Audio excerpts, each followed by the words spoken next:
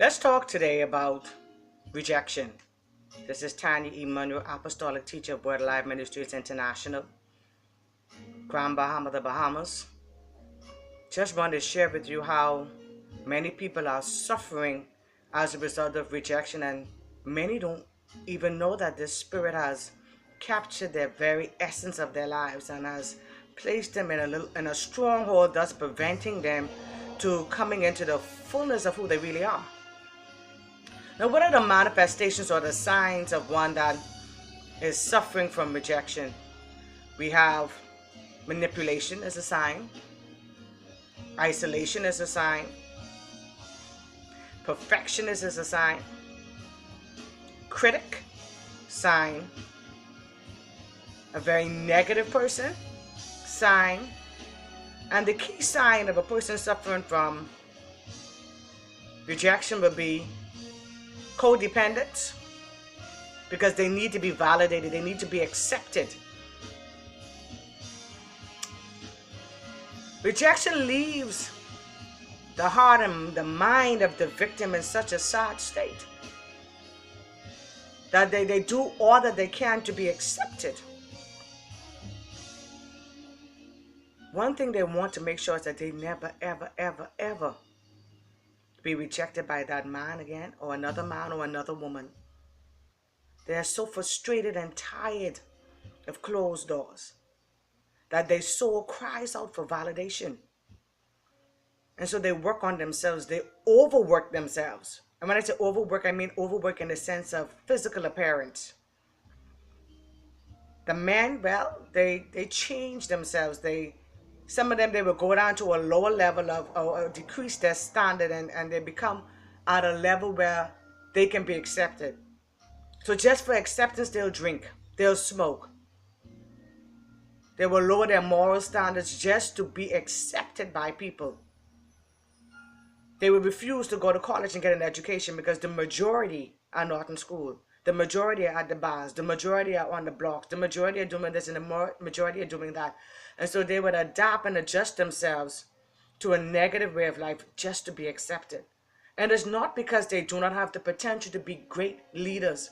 It is not that they lack the potential to obtain a higher standard of education. But the desire, the strong desire to just be accepted, they will shun that just to be a part of the crowd. And it's the same thing for females. She would prefer to dress like a hoochie just to get a man to love her. The fake eyelashes, or the cleavage out, the tight fitted clothes that's pretty much cutting every part of your body, but it's so tight, nails, hairdo, everything, just for somebody to love her, just for somebody to accept her. Probably if I do my hair, if I do my nails, if I put on makeup, if I put on lashes, if I go this or if I do that, or if I look this particular way, somebody would love me. And so we drop our standard for acceptance, and all these are manifestations of rejection. Are you one of those people suffering from rejection, that you would do that which you know is so below your character just to be accepted, just to be a part of the crowd, just to receive that emotion that you think is love, when in truth you're not even loving yourself? People who suffer from rejection, they manipulate others. They are codependent. They use passive aggressiveness. They have the ability to do better, but they will not do better just to be a part of somebody else's world. Are you suffering from rejection? Are you one of those people who would do whatsoever to belong? You settle for the married man just because you want somebody to love you.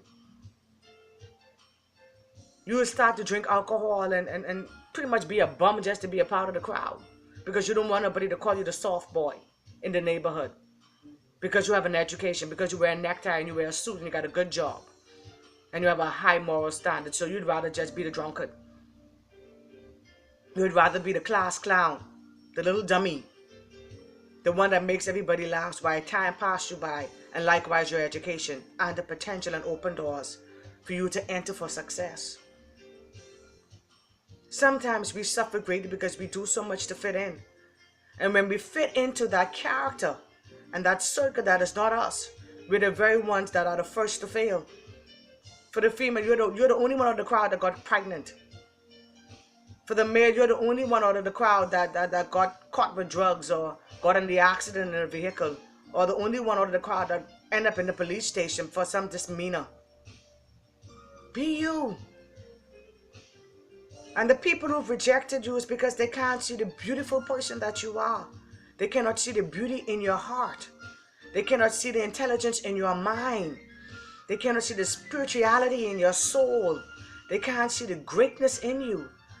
When you got to deny yourself to be a part of a group, then you're saying that I am not worthy to be all that I am. I don't place a value on my abilities. I don't place a value on my influence.